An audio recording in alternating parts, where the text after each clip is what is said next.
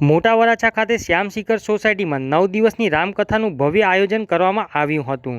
શ્યામ શિખર સોસાયટીના પ્રમુખ અશોકભાઈ વેકરિયાએ જણાવ્યું હતું કે અમે અહીંયા દરેક પ્રોગ્રામ ધૂમધામથી હળીમળીને બધાના સાથ સહકારથી ઉજવીએ છીએ અને દીદીનો જ્યાં આશ્રમ છે એ ડાંગ જિલ્લાના સાપુતારામાં અમારા તરફથી જે મદદ થાય તે અમે કરીએ છીએ। આશ્રમમાં છોકરીઓને સિલાઈકામ તથા અથાણું પાપડ બનાવતા શીખવાડવામાં આવે છે અને સાથે સાથે ત્યાં છોકરીઓ ભણે પણ છે। વધુમાં જણાવ્યું હતું કે રામકથા દરમિયાન દીદીએ ઘણા લોકોને વ્યસનમુક્ત પણ કરાવ્યા હતા। રામકથા દરમિયાન ખૂબ જ સુંદર મેસેજ પણ આપવામાં આવ્યા હતા। તેમજ આ કાર્યક્રમમાં પ્રમુખ અશોકભાઈ વેકરિયા, ઉપપ્રમુખ ભરતભાઈ ભાયાણી, મંત્રી અમિતભાઈ કાનાણી, જયસુખભાઈ, નિલેશભાઈ, ગૌતમભાઈ તથા ભાવેશભાઈનો ખૂબ જ મોટો સહકાર રહ્યો હતો। My TV news channel reporter Kishore Patel. જેથી તમે સુરતમાં પધાર્યો છો અને 9 દિવસની રામકથા અહીંયા કરવામાં આવી, સૌ પ્રથમ વાર શું કહેવા માંગો? જય શ્રી રામ। ખૂબ આનંદની વાત છે કે અમારા શ્યામ શિખર સોસાયટી દ્વારા આ વૈદેહી સંસ્કાર ધામમાં જે બાળકો રહે છે એમના સહયોગ માટે અમારા બધા ભાઈઓએ આયોજન કર્યું છે અને બધા શ્યામ શિખર સોસાયટીવાળા અને એમના સિવાય પણ એમના મિત્રગણોએ ખૂબ સહયોગ કર્યો છે અને ખૂબ જ આનંદથી આજે કથાનો 9મો દિવસ છે અને ખૂબ આનંદથી બધા। તો આ સિવાય તમે બીજી પ્રવૃત્તિ છે જે નિરાધાર બાળકોને તમે સહાય કરો છો અને તમારી આશ્રમ બી આવી છે, તો કઈ જગ્યાએ આશ્રમ છે? આશ્રમ છે આપણે સાપુતારા રોડ છે ને, ડાંગ જિલ્લાની અંદર શિવારીમાળ ગામ, તાલુકો વઘઈ, જિલ્લો ડાંગ। સાપુતારાથી 20 કિલોમીટર પહેલાં વૈદેહી સંસ્કાર ધામ નામનો આશ્રમ છે। ત્યાં 83 બાળકો રહે છે। 83 બાળકો રહી સરકારી સ્કૂલમાં ભણવા જાય છે।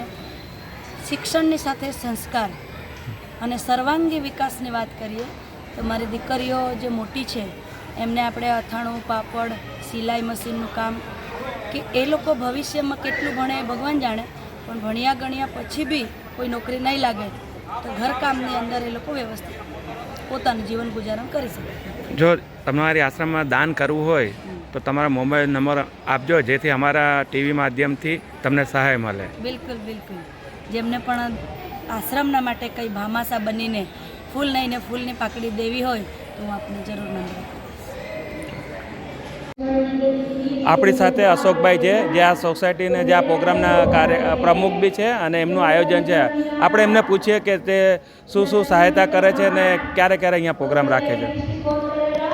અમે આમ તો આ યશોદા દીદીનો રામકથા પહેલી વાર આયોજન કર્યું છે, પણ જે એમનું કાર્ય છે, જે આદિવાસી બાળકોને, જે નિરાધાર બાળકો છે, એમને અભ્યાસ, એમને જીવન જરૂરિયાત વસ્તુ પૂરી પાડતા અમે ત્યાં સોસાયટીના લોકોએ જઈને જોયું એક વખત, તો એવું થયું કે દીદીને ઘણી જરૂર છે।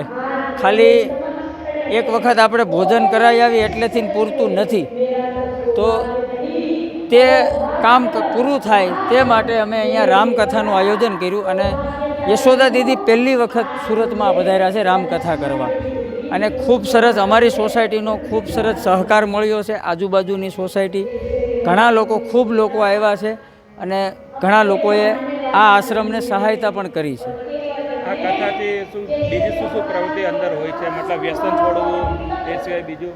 હા, વ્યસનની વાત કરી તો ગઈકાલે જ આ દીદીએ મારું 35 વર્ષ જૂનું વ્યસન અમે એક હારે 6 લોકોને છોડાવવાનો સંકલ્પ કરાવ્યો છે। આ સિવાય શું લોકોને મેસેજ આપજો કે જે આમનું ડાંગમાં જે આશ્રમ છે કે એ લોકોને સહાયતા મળે?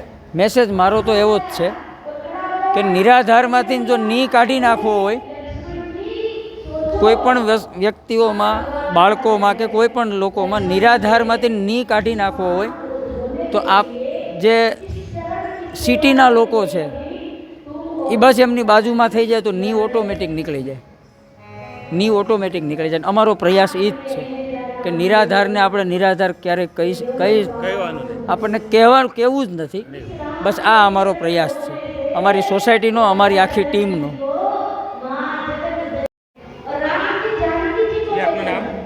મારું નામ કાજલ અશોકભાઈ વેકરિયા છે. કાજલબેન, આજે આ રામકથાનો પ્રોગ્રામ છે તમારી સોસાયટીમાં, કેવું લાગે છે અને શું શીખ મળે છે આનાથી? ખૂબ જ સારું લાગે છે, ખૂબ જ સારું, અને ખૂબ જ આનંદ થયો છે કે આવો અવસર અમારી સોસાયટીને મળ્યો છે. જે વક્તાશ્રી છે સાધ્વી પરમ પૂજ્ય યશોદા દીદી, જે ડાંગથી છે અને વનવાસી ક્ષેત્રમાં ખૂબ જ સારું કાર્ય કરે છે. અનાથ આશ્રમ ચલાવે છે, જે ત્યાંના વન્ય ક્ષેત્રના નિરાધાર બાળકો છે એમના માટે ખૂબ જ સારું કાર્ય કરી રહ્યા છે, અને આપણી હિન્દુ સંસ્કૃતિ માટે પણ ખૂબ જ સારું કાર્ય કરી રહ્યા છે. અને એ આજે અમારા શ્યામશિખર સોસાયટીમાં કથા વાંચી રહ્યા છે, એનો અમને ખૂબ જ ગૌરવ છે, આનંદ છે, ઉત્સાહ છે, અને ખૂબ જ સારું વાતાવરણ છે. એમના પ્રવચનથી મેં સાંભળ્યું છે કે લોકો વ્યસન મુક્ત બી થાય છે.